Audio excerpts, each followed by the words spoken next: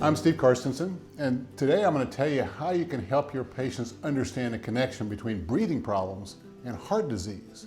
Because we have a good solid science behind this, but one of the things we want to do is motivate people to use their breathing apparatus, whether it be a CPAP or their appliance therapy that we're going to make. Cardiac disease is a big problem for these patients, but we need to connect those two. So I have a little diagram to show you how you can help your patients see the connection between breathing problems and cardiac disease. So we have a chest, of course.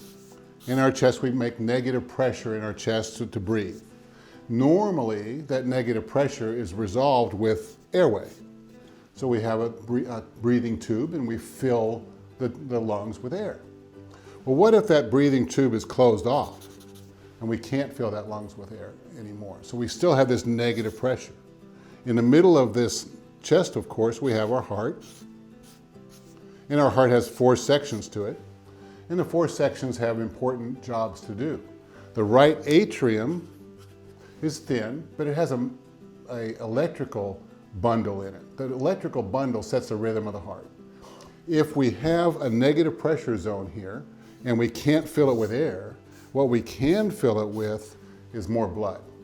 So that negative pressure sucks more blood into the heart. The right atrium gets stretched. When it gets stretched and its little electrical bundle gets disrupted, it can change the rhythm. When that happens, we have atrial fibrillation. So patients aren't happy with that. The next thing that happens is the right ventricle has to push blood into the lungs. It doesn't usually have to work very hard, so it's not very big. But if we fill it with too much blood, it expands. It gets like a balloon in there. That's cardiomyopathy. So we have unhealthy hearts because of expansion of the right ventricle. When more blood returns to the left atrium, I'll have to start over. When more blood returns to the left atrium, there's a sensor there that controls how much blood there is in the body. It senses there's too much. And so it sends signals to the brain and the kidneys to get rid of extra fluid in the blood. That makes more urine, but it also makes the blood thicker. So now we have thicker blood entering the left ventricle.